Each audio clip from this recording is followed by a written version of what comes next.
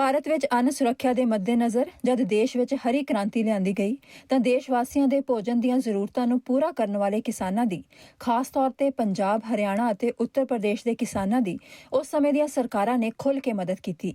ਉਹ ਭਾਵੇਂ ਵੱਧ ਝਾੜ ਦੇਣ ਵਾਲੇ ਬੀਜਾਂ ਜਾਂ ਖਾਦਾਂ ਦੇ ਰੂਪ ਵਿੱਚ ਸੀ ਜਾਂ ਫਿਰ ਜਿਨਸਾਂ ਦੀ ਖਰੀਦ ਵਿੱਚ। ਇਹ ਉਹ ਸਮਾਂ ਸੀ ਜਦ ਉੱਤਰੀ ਭਾਰਤ ਦੇ ਕਿਸਾਨਾਂ ਨੇ ਰੱਜ ਕੇ ਖੁਸ਼ਹਾਲੀ ਮਾਣੀ।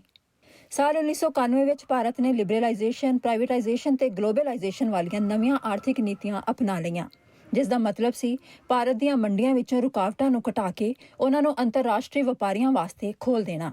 ਫਿਰ ਜਦ 1995 ਦੌਰਾਨ ਅੰਤਰਰਾਸ਼ਟਰੀ ਵਪਾਰਕ ਸੰਗਠਨ WTO ਦੇ ਹੇਠਾਂ ਖੇਤੀਬਾੜੀ ਸਮਝੌਤਾ ਯਾਨੀ ਕਿ ਐਗਰੀਮੈਂਟ ਔਨ ਐਗਰੀਕਲਚਰ ਲਿਆਂਦਾ ਗਿਆ ਤਾਂ ਦੱਸਿਆ ਇਹ ਗਿਆ ਕਿ ਇਸ ਨਾਲ ਖੇਤੀ ਵਪਾਰ ਵਿੱਚ ਸੁਧਾਰ ਹੋਵੇਗਾ। ਪਰ ਮਾਹਰਾਂ ਮੁਤਾਬਕ ਜਿਵੇਂ-ਜਿਵੇਂ ਇਸ ਦਾ ਪਸਾਰ ਭਾਰਤ ਸਮੇਤ ਹੋਰਨਾਂ ਮੁਲਕਾਂ, ਖਾਸ ਕਰਕੇ ਵਿਕਾਸਸ਼ੀਲ ਜਾਂ ਗਰੀਬ ਮੁਲਕਾਂ ਵਿੱਚ ਹੋਣ ਲੱਗਾ, ਇਸ ਨੇ ਖੇਤੀ ਜੀਵਨ ਨੂੰ ਤਹਿਸ-ਨਹਿਸ ਕਰਨਾ ਸ਼ੁਰੂ ਕਰ ਦਿੱਤਾ।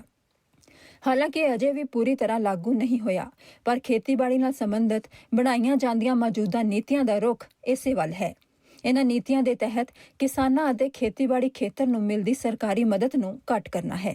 ਪਰ ਮਾਹਰਾਂ ਮੁਤਾਬਕ ਦੁਨੀਆ ਦੇ ਵਿਕਸਿਤ ਦੇਸ਼ ਅੱਜ ਵੀ ਕਈ ਬਿਲੀਅਨਸ ਡਾਲਰਸ ਦੀਆਂ ਸਬਸਿਡੀਜ਼ ਦੇ ਰਹੇ ਨੇ ਅਤੇ ਜੇ ਉਹਨਾਂ ਨੂੰ ਇਹ ਮਦਦ ਨਾ ਮਿਲੇ ਤਾਂ ਉਹ ਖੁੱਲ੍ਹੇ ਵਪਾਰ ਵਿੱਚ ਮੁਕਾਬਲਾ ਵੀ ਨਾ ਕਰ ਸਕਣ।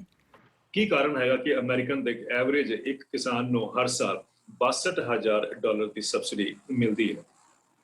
ਔਰ ਕੀ ਕਾਰਨ ਹੈਗਾ ਕਿ ਹਰ 5 ਸਾਲ ਬਾਅਦ ਅਮਰੀਕਾ ਇੱਕ ਫਾਰਮ ਬਿੱਲ ਲੈ ਕੇ ਆਉਂਦਾ ਹੈਗਾ ਜਿਹਦੇ ਵਿੱਚ ਉਹ ਆਪਣੀ ਸਬਸਿਡੀਜ਼ ਦਾ ਪ੍ਰੋਵੀਜ਼ਨ ਕਰਦਾ ਹੈ? ਔਰ ਉਸ ਸਬਸਿਡੀਜ਼ ਦੇਣ ਦੇ ਬਾਵਜੂਦ ਵੀ ਅਗਰ ਅੱਜ ਅਮਰੀਕਾ ਦੇ ਕਿਸਾਨਾਂ ਦੇ ਉੱਪਰ $425 ਬਿਲੀਅਨ ਦਾ ਕਰਜ਼ਾ ਖੜਾ ਹੈ, ਇਹਦਾ ਮਤਲਬ ਹੈ ਜੋ ਅਸੀਂ ਮਾਰਕੀਟ ਐਫੀਸ਼ੀਐਂਸੀ ਦੀ ਗੱਲ ਕਰਦੇ ਹਾਂ, that was something of an illusion. ਇਹ ਸਾਨੂੰ ਦੱਸਿਆ ਗਿਆ, ਇਹ ਨਹੀਂ ਦੱਸਿਆ ਗਿਆ ਕਿ actually market efficiency depends on the government support. Trade policy analyst Davinder Sharma ਮੁਤਾਬਕ ਭਾਰਤ ਵਿੱਚ ਅੰਤਰਰਾਸ਼ਟਰੀ ਵਪਾਰਕ ਸਮਝੌਤਿਆਂ ਦੇ ਤਹਿਤ ਉਸ ਮਾਡਲ ਨੂੰ ਲਿਆਂਦਾ ਜਾ ਰਿਹਾ ਹੈ ਜਿਨ੍ਹਾਂ ਅਮਰੀਕਾ ਸਮੇਤ ਕਈ ਹੋਰ ਦੇਸ਼ਾਂ ਦੇ ਛੋਟੇ ਕਿਸਾਨਾਂ ਦੇ ਜੀਵਨ ਨੂੰ ਬੁਰੀ ਤਰ੍ਹਾਂ ਪ੍ਰਭਾਵਿਤ ਕੀਤਾ ਹੈ। ਇੱਕ ਤਰਫ ਤਾਂ ਮਾਰਕੀਟ ਓਰੀਐਂਟਡ ਜਿਹੜੇ ਥਿੰਕਿੰਗ ਹੈ ਉਹ ਇਹ ਕਹਿੰਦੀ ਹੈ ਕਿ ਬਈ ਕਿਸਾਨਾਂ ਨੂੰ ਇਹਦਾ ਬਹੁਤ ਲਾਭ ਹੋਏਗਾ। ਮੈਂ ਪੁੱਛਣਾ ਚਾਹੁੰਦਾ ਕਿ ਜੇ ਹਿੰਦੁਸਤਾਨ ਦੇ ਕਿਸਾਨਾਂ ਨੂੰ ਇਹਦੇ ਨਾਲ ਲਾਭ ਹੋਏਗਾ, ਔਰ ਅਸੀਂ ਇਹ ਵੀ ਜਾਣਦੇ ਹੈਗੇ ਕਿ ਹਿੰਦੁਸਤਾਨ ਵਿੱਚ 86% ਕਿਸਾਨ ਜਿਹੜੇ ਹੈਗੇ ਉਹਨਾਂ ਕੋਲ 5 ਏਕੜ ਤੋਂ ਘੱਟ ਜ਼ਮੀਨ ਹੈਗੀ ਹੈ ਜਾਂ ਰਕਬਾ ਹੈਗਾ, ਤਾਂ ਜਿਹੜੇ ਇਹ ਅਮੀਰ ਦੇਸ਼ ਜਿੱਥੇ ਕਿ ਰਕਬਾ ਬਹੁਤ ਬੜਾ ਹੈਗਾ, ਜਿਸ ਤਰ੍ਹਾਂ ਕਿ ਅਸੀਂ ਅਮਰੀਕਾ ਨੂੰ ਦੇਖੀਏ ਤਾਂ ਤਕਰੀਬਨ 440 ਏਕੜ ਤੋਂ ਜ਼ਿਆਦਾ ਉਹਨਾਂ ਦਾ ਇੱਕ ਐਵਰੇਜ ਲੈਂਡ ਹੋਲਡਿੰਗ ਸਾਈਜ਼ ਹੈ। ਅਗਰ ਇਹ ਉੱਥੇ ਨਹੀਂ ਕਾਮਯਾਬ ਹੋਏ ਤਾਂ ਮੇਰਾ ਪੁੱਛਣਾ ਇਹ ਹੈਗਾ ਕਿ ਬਈ ਉਹ ਹਿੰਦੁਸਤਾਨ ਦੀ ਛੋਟੀ ਲੈਂਡ ਹੋਲਡਿੰਗ ਜਿੱਥੇ ਹੈਗੀਆਂ ਉੱਥੇ ਕਿਸ ਤਰ੍ਹਾਂ ਕਾਮਯਾਬ ਹੋਣਗੇ? ਕਿਸਾਨੀ ਮੁੱਦਿਆਂ ਤੇ ਕਈ ਦਹਾਕਿਆਂ ਤੋਂ ਕੰਮ ਕਰਨ ਵਾਲੇ ਅਤੇ ਇਸ ਮੌਜੂਦਾ ਸੰਘਰਸ਼ ਨੂੰ ਨੇੜਿਓਂ ਦੇਖ ਰਹੇ ਦਵਿੰਦਰ ਸ਼ਰਮਾ ਮੁਤਾਬਕ ਭਾਰਤ ਦੇ ਕਿਸਾਨਾਂ ਨੇ ਦੁਨੀਆ ਭਰ ਦੇ ਛੋਟੇ ਕਿਸਾਨਾਂ ਅੰਦਰ ਆਸ ਜਗਾ ਦਿੱਤੀ ਹੈ।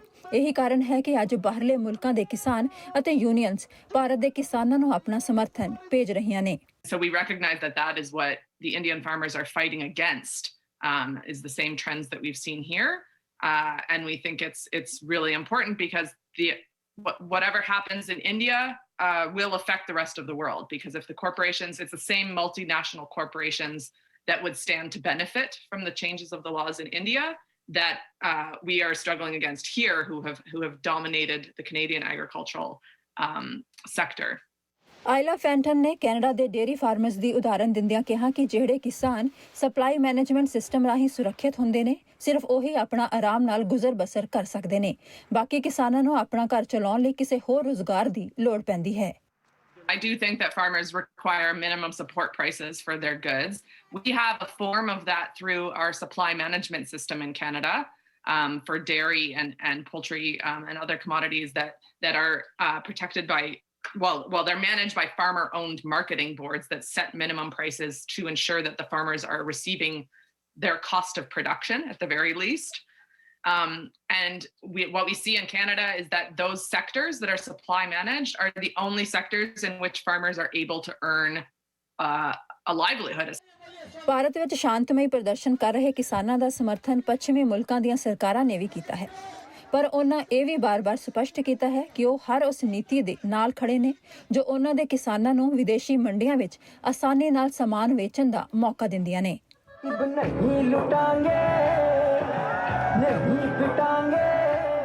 Global affairs Canada international trade ਤੋਂ ਮੀਡੀਆ ਰਿਲੇਸ਼ਨਸ ਨੇ ਓਮਨੀ ਨੂੰ ਇੱਕ ਸਟੇਟਮੈਂਟ ਵਿੱਚ ਵਰਲਡ ਟ੍ਰੇਡ ਆਰਗੇਨਾਈਜੇਸ਼ਨ ਦੀ ਅਹਿਮੀਅਤ ਅਤੇ ਕੈਨੇਡਾ ਦੇ 51 ਦੇਸ਼ਾਂ ਨਾਲ ਖੁੱਲ੍ਹੇ ਵਪਾਰ ਦੇ 14 ਸਮਝੌਤਿਆਂ ਰਾਹੀਂ ਨਿਵੇਸ਼ ਅਤੇ ਵਪਾਰ ਦੇ ਮੌਕਿਆਂ ਨਾਲ ਦੇਸ਼ ਦੇ ਕਿਸਾਨਾਂ ਅਤੇ ਪ੍ਰੋਸੈਸਰਜ਼ ਨੂੰ ਹੁੰਦੇ ਫਾਇਦੇ ਦੱਸਦਿਆਂ ਉਹਨਾਂ ਲਿਖਿਆ ਕਿ ਕੈਨੇਡਾ ਦੇ ਖੇਤੀਬਾੜੀ ਏਜੰਡੇ ਵਿੱਚ ਵਪਾਰ ਉੱਪਰ ਜ਼ੋਰ ਦਿੱਤਾ ਗਿਆ ਹੈ।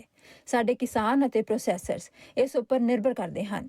ਉਹ ਆਪਣੇ ਉਤਪਾਦਨ ਦੇ ਕਰੀਬ ਅੱਧੇ ਮੁੱਲ ਨੂੰ ਐਕਸਪੋਰਟ ਕਰਦੇ ਨੇ।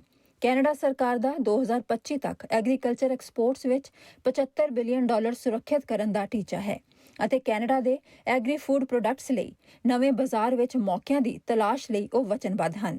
Canada has been one of the loudest critiques in the WTO against minimum support prices in India. Presumably, they've been so critical of these MSPs because these MSPs in India hurt Canadian exporters.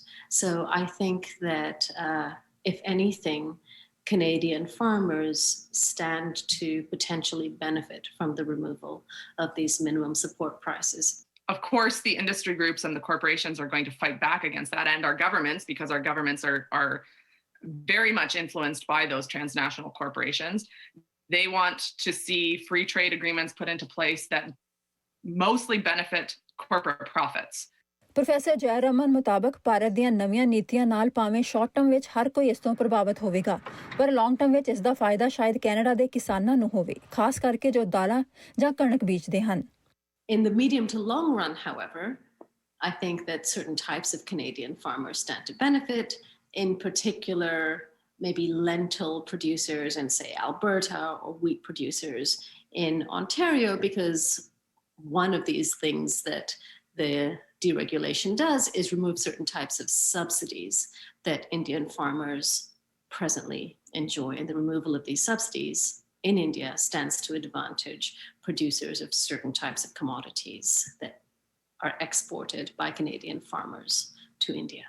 और WTO ਵਿੱਚ ਵੀ ਅਸੀਂ ਦੇਖੀਏ ਤਾਂ Canada insist ਕਰਦਾ ਹੈ ਕਿ ਵੀ India does not provide more minimum support price for pulses, ਕਿਉਂਕਿ ਉਹਨਾਂ ਨੂੰ ਲੱਗਦਾ ਹੈ ਕਿ ਜੇ ਇੰਡੀਅਨ ਫਾਰਮਰਸ ਆਪਣੇ ਇਕਨੋਮਿਕਲੀ ਵਾਇਬਲ ਹੋ ਜਾਣਗੇ ਤਾਂ ਉਹ ਜਿਹੜੀ ਓਪਰਚੁਨਿਟੀ ਉਹਨਾਂ ਨੂੰ ਮਾਰਕੀਟ ਆਫਰ ਕਰਦੀ ਹੈ to export pulses to India, ਉਹ ਘੱਟ ਹੋ ਜਾਏਗੀ। ਸੋ ਆਬਵੀਅਸਲੀ ਉਹਨਾਂ ਦੇ ਇੰਟਰਸਟ ਬਹੁਤ ਕਲੀਅਰ ਹੈਗੇ, ਪਰ ਮੈਨੂੰ ਲੱਗਦਾ ਹੈ ਕਿ the world has to change now.